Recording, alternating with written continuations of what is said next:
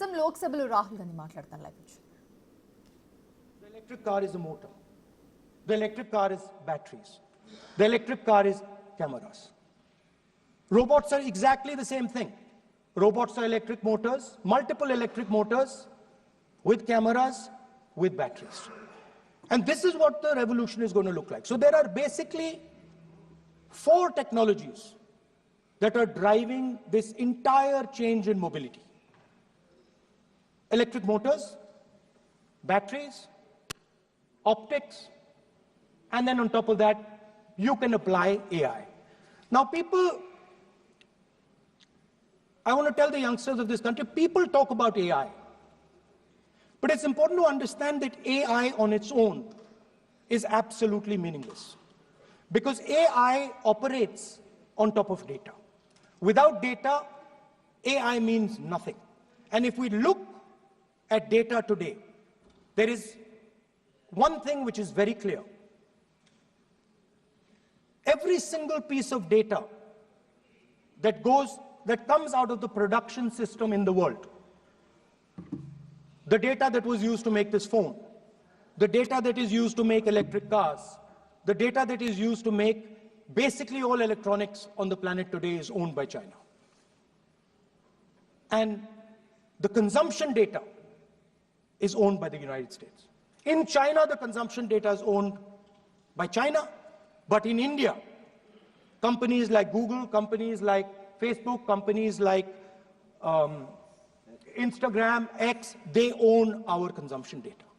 So if India wants to talk about AI, it has to first answer the question, what data is going to power that AI? And the answer today is India does not have that data. Neither does India have production data, neither does India have consumption data. We have handed our consumption data to the big American companies, and the production data we don't have anyway. So what would that vision look like? The first thing, we would start getting youngsters excited about this revolution. We would start to introduce the idea of a completely new way of moving, a complete revolution in how things move. We would start teaching our children in schools about batteries, about electric motors, about how these things combine, about how drones, robots, electric cars are structured, how they will work together. And most important, we have to start building a production network so that we can get access to production data. Now, what would we focus on? We would not give you a laundry list. China has at least a 10-year lead on India in this space. China has been working on batteries, robots, motors, optics for the last 10 years, and we are behind. So what would our president's address say to the youngsters? We will choose critical areas in each one of these technologies, and we will start to build capabilities in those areas. The second thing we would do, we would ensure that our banking system is not captured by 2 or 3 companies that basically do not allow you to build a production system. But our banking system is open, is dynamic, and is accessible to small and medium businesses and to millions and millions of entrepreneurs who want to take part in this revolution. Our foreign policy would take into account this revolution. When we talk to the United States, we would not send our foreign minister to invite our prime minister to his coronation. We will not send him 3 or 4 times, please invite our prime minister. Because if we had a production system and if we were working on these technologies, the American president would come here and invite the prime minister. So it is important to understand where a... Please.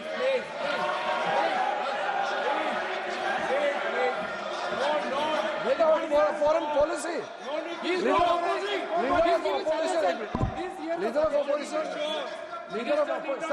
Leader of opposition cannot make such serious, unsubstantiated statement.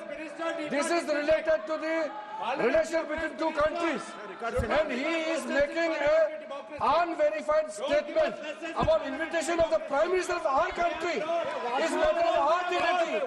How can you make such kind of statement? He's leader of opposition, sir. He should be responsible in making such statement. Sir, LOP is giving us very positive suggestions. Why they are worried, sir? For the country, he is giving. Leader of opposition has the information from any official source. He must inform the House.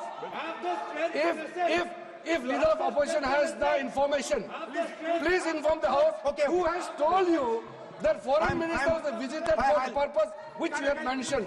You must specify it. So, I'm sorry that disturbed you, that question. I apologize for disturbing your peace of mind. It's okay. I've apologized. I've apologized for disturbing your peace of mind. I'm sorry. Apologize for lying to the House. ऐसा नहीं होता है. तो serious होना चाहिए leader of opposition को. कम से कम देश के मामले में तो एक हो. देश के मामले में तो एक वॉइस से बोलना चाहिए. ये गलत बात है. ये ठीक नहीं है. लीडर ऑफ अपोजिशन को इस तरह का बयानबाजी नहीं करना चाहिए. ये गंभीर विषय पर चर्चा चल रही है. So we would start by telling our young men and women that they have to be at the forefront of this revolution. We cannot afford that the Chinese are at the forefront of this revolution. Number one. Number two, we would ensure that the absolute best experts on these technologies would talk to our students, would talk to our youngsters and guide them on what a future, on what these future technologies are going to do. We would make them partners in this revolution. Now, we talk about defense. And today, we have the Chinese. And the Prime Minister has denied it. And the army has contradicted the Prime Minister. It's true. The Prime Minister has denied it. The Prime Minister has denied it. And the army has disagreed with the Prime Minister that China is sitting on 4,000 square kilometers of our land, of our territory.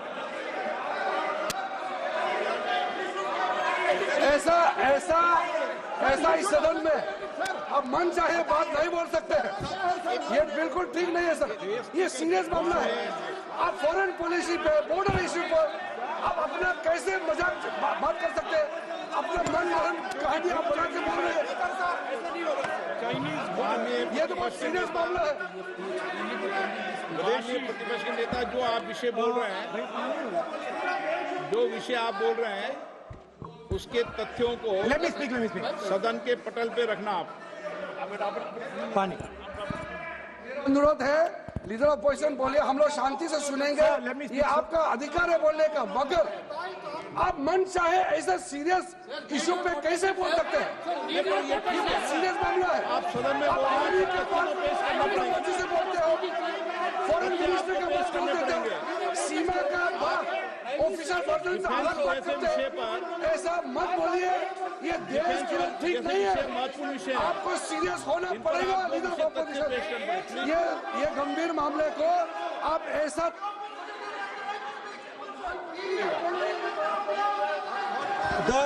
The Prime Minister has denied that Chinese forces are inside our territory, but for some reason our army keeps talking to the Chinese about their entry into our territory, and our Chief of Army Staff has said that the Chinese are inside our territory. This is a fact. This is not invention, this is a fact. Now, but the reason China is inside our territory is important. Because people think that wars are fought between armies and their weapons. But the fact of the matter is that wars are fought by industrial systems. The fact of the matter is that China has an industrial system that is far stronger, far bigger than our industrial system. And that is why they have the guts to come inside this country. The reason China is sitting inside this country is because Make in India has failed. The reason China is sitting inside this country is because India is refusing to produce. And I am worried that India is going to give up this revolution to the Chinese once again. The reason I made this reference is because everything is connected. If and when we fight a war with China, we will be fighting with Chinese electric motors, Chinese batteries, Chinese optics, and we will be buying Chinese motors, Chinese optics, Chinese batteries. It is a non-sustainable proposition. That is why for our security, for the future of our children, for the future of our country, we have to build a production system, and we cannot allow this revolution to go by. Yes. Now, the next step, we have a strategic partner called the United States. The partnership should focus on how India and the United States can work together to take advantage of this revolution. That is what the conversation should be on.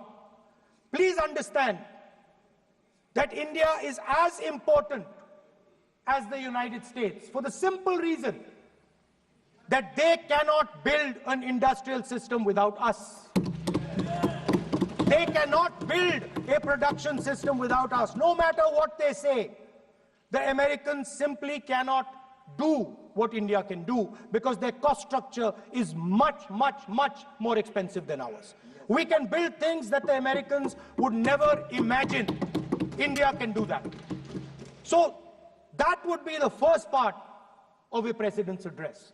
We would talk to the youngsters in India and say to them, we want you to be partners in this revolution.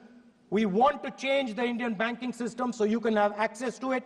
And we believe in you, we trust in you, and we believe you can take on the Chinese.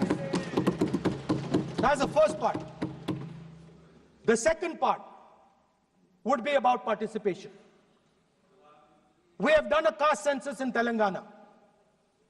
And what we have found is shocking.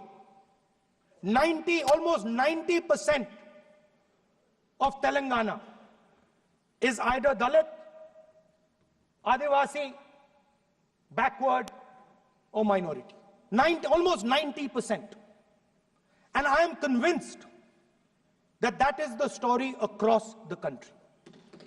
I am absolutely convinced that the OBC population of this country is not one less than 50%, possibly 55%.